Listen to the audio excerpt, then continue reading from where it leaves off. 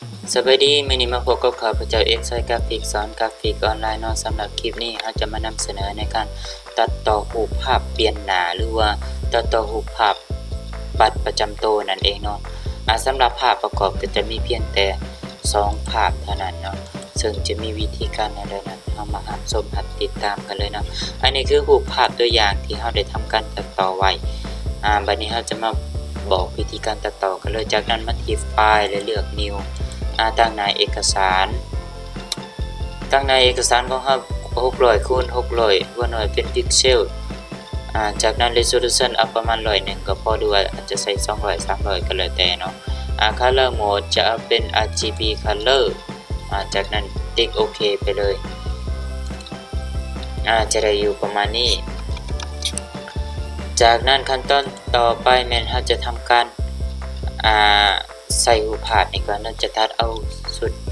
เสื้อผ้าก่อนเนาะดึงหยอกขยายออกมาจะตัดเอาเสื้อผ้าก่อนโดยมาที่เครื่องมือQuick Selection Tool ตัวนี้เราจะปลดล็อกเลเยอร์ก่อนเนาะแล้วคลิกเข้าไปเลยติ๊กโอเค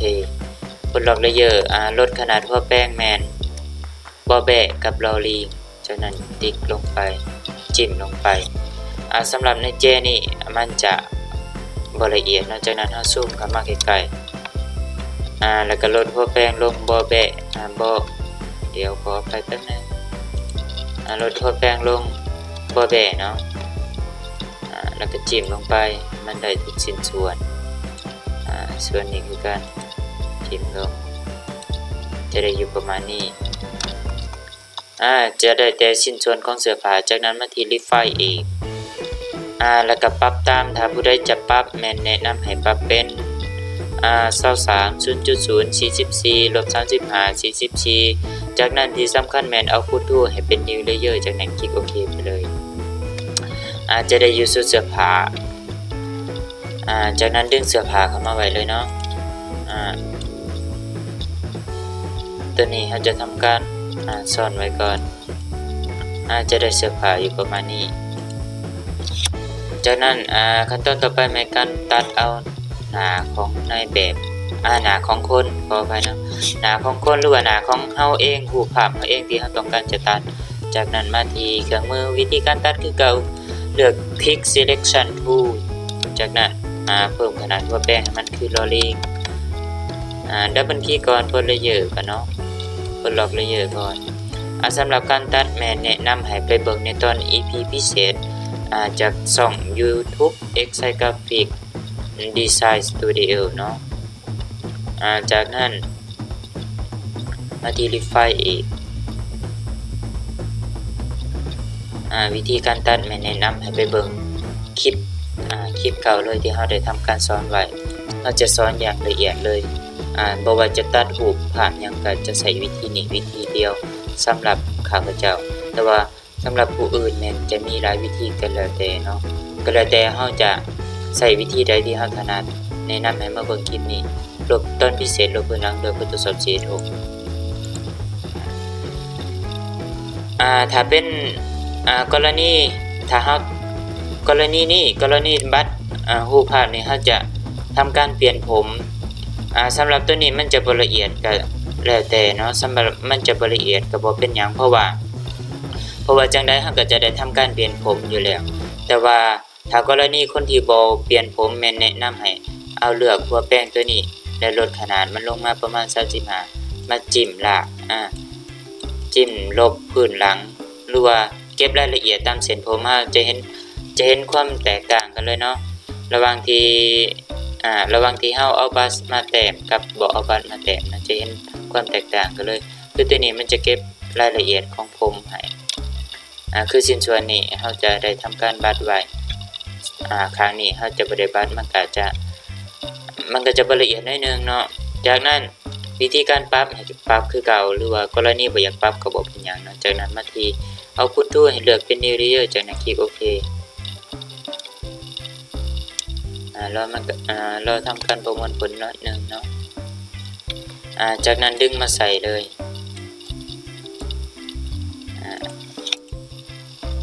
จากนั้นทำการหย่อขยายลงมาสำหรับผู้ใดบ่มีมุมให้ไปติ๊กที่ Auto Select ติ๊กที่นี่แหละโชว์ฐานพร้อมจากนั้นมันจะเป็นมุมแบบนี้ย่อวิธีการย่อขยายลงมากดปุ่ม Shift แล้วแต่ในครั้งไว้ย่อลงมาเลย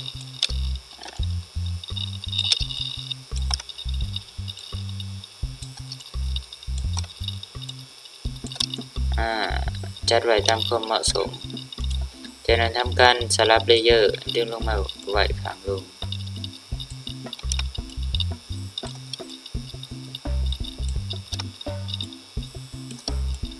สำหรับวิธีการเฮ็ดให้หน้าทางดังคมหรือว่าเฮ็ดให้หน้าเรียวขึ้นกว่าเก่าเนาะวิธีการเฮ็ดหน้าเรียวคือเก่าก็คือบ่ต้องปรับหยังหลายเพียงแต่ย่อขยายเข้ามาวิธีการย่อขยายตัวนี้จะบ่ต้องกดปุ่มหยังเลย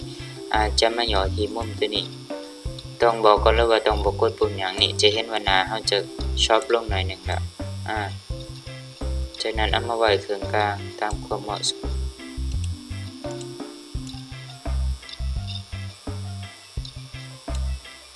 จากนั้นย่อขยายขึ้นอีกให้มันเหมาะสมกับเสื้อผ้าของเฮานี่จะได้อยู่ประมาณนี้จากนั้นปรับรายละเอียดจากนั้นทำการย่อขยายแล้วก็มีอีกสิ่งหนึ่งที่อยากแนะนำว่าในการถ่ายรูปภาพก่อนที่จะมาตัดต่อแม่นแนะนำให้เป็นรูปภาพที่เฮาถ่ายคือเฮาไปถ่ายอยู่ห้านนั่นแหละเนาะแต่ว่าเฮาถ่ายเองในมือมันจะบ่มีพื้นหลังก็อาจจะเป็นผ้าเรือนผ้าห่มแบบนี้เนาะมันบ่ต้องไปโฟกัสที่พื้นหลังเพราะว่าเฮาจะตัดอาจจะตัวคนแล้วก็ในการตั้งกล้องอยากให้ตั้งเทียงตรงกับคนสำหรับการถ่ายรูปมันกล้องบ่ต้องสูงเกินไปบ่ต่ำเกินไปสายตาเฮาก็ให้อยู่ในระดับตรงๆกับกล้องวิธีการถ่ายรูปมาตัดต่อคือเดียวกับเฮาไปถ่ายในห้างนั่นแหละเนาะแต่ว่าในห้างมันจะมีพื้นหลังให้จะได้นะจากนั้นมาเก็บรายละเอียดให้มันนิดนึงคือในส่วนนี้เฮาจะเห็นมันจะผิวหนังของเฮามันจะเกินมาจะเกินเลยไปผิวหนังจะเกินเลยแต่มาเลือกที่เลเยอร์นี่แล้วก็มาเลือกเครื่องมือเพนทูลเลยเลือกเป็นผาดเลือกเป็นผาดจากนั้นมาจิ้มลงไปจะทำการลบในชิ้นส่วนที่มันเกินจากนั้นมาที่selection จากนั้นมาเลือกเป็น 1.1 จากนั้นคลิกโอเคจะทำการกดปุ่มลบไปเลยนะจากนั้นกด Ctrl D ในส่วนนี้มันยังบ่เนียนเฮาก็ทำการปรับแต่งให้มันนิดนึงโดยมาใส่ที่เป็นทูลเครื่องมือเป็นทูลจิ้มลงไปตัดแขนให้มันวิธีการตัดแขนกดปุ่ม Alternate ค้างไว้จิ้มลงมาจากนั้นมาที่ Selection เปลี่ยนเป็น 1.1 คลิกโอเคลบลงไปคราวนี้คือกันถ้ามันยังบ่เนียนถ้ากรณีมันเนียนแล้วก็บ่จำเป็นจะต้องเฮ็ดก็ได้เนาะ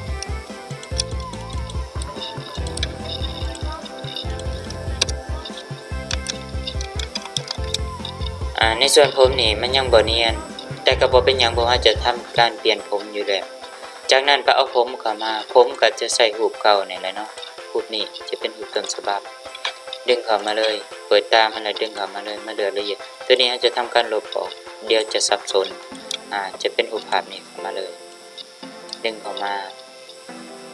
จากนั้นรูปภาพนี้เบิดประโยชน์แล้วติ๊กออกไปเลยเนาะติ๊กโนจากนั้นมาเลือกเป็นเลเยอร์อยู่ตรงสุดจากนั้นทำการลบ opacity ลงมาให้เหลือประมาณนี้จากนั้นย่อขยายให้มันเหมาะสม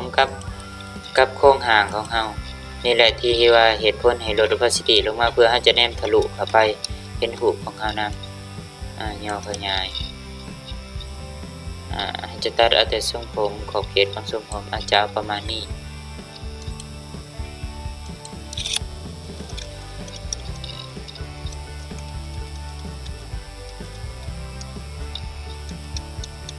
จากนั้นทำการ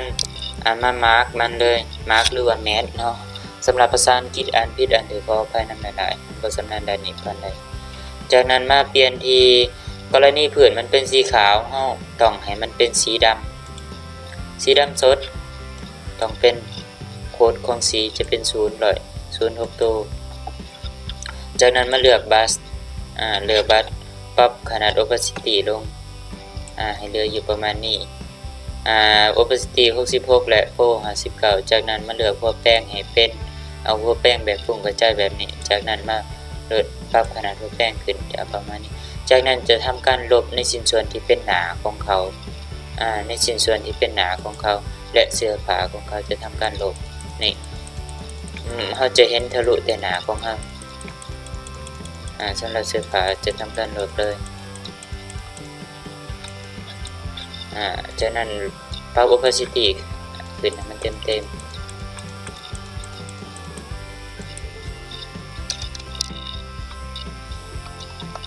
เหนี่ยวขยายหัวแป้งแมนบ่แบะและลอลิง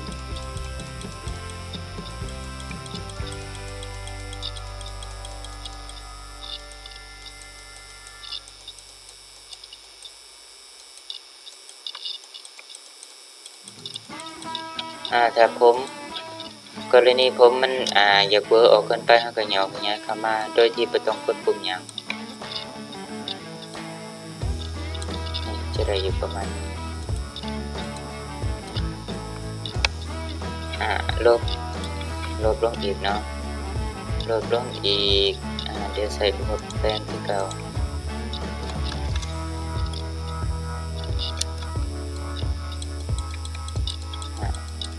ปรับในส่วนผิวหนังลบในส่วนผิวหนังที่เป็นผิวหนังของเขาจะเอาแต่หนาเท่านั้นเนาะมันก็จะเป็นวิธีการต่อผมอีกแบบหนึ่งนี่ในส่วนนี้ก็ลบไปหมดเลยนี่ส่วน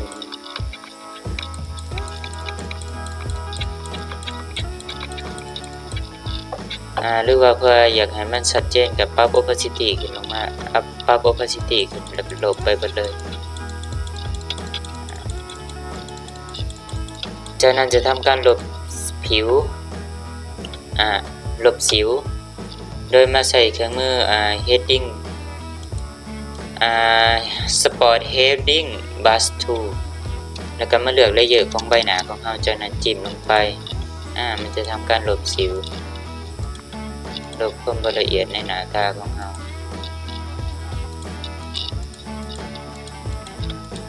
ลบลงไปจุดกระด่างดำเนียงต่างๆก็ลบลงไปสามารถลบได้เบิดเนาะ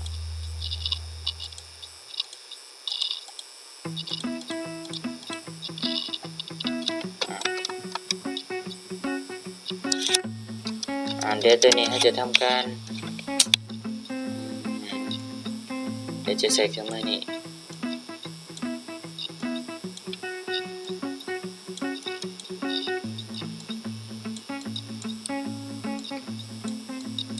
จะเห็นให้มันกลมกลืน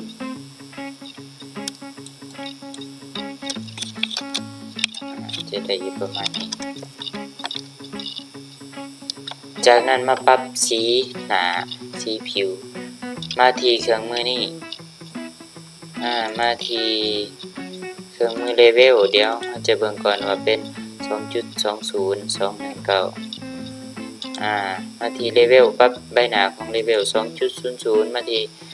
เครื่องมือวงกลมแล้วเลือกเป็นเลเวลอันนี้จะเป็นเคิร์ฟเนาะเลือกเลเวล 2.20 พิมพ์ลงไปเลยตามโค้ดสีของเก่า 2.20 ตัวนี้จะเป็น 219 จะได้อยู่ประมาณนี้จากนั้นติ๊กออกเดี๋ยวมาเบิ่งอีกแล้วนะ219วันนี้ตัวอีกด้านเทิงจะเป็น 074255 ติ๊กออกไป 074 ตัวนี้จะเป็นการปรับสีของเสื้อผ้าต้องแนะนำให้มาติ๊กที่เลเยอร์ที่เทิงสุดแล้วมาติ๊กนี่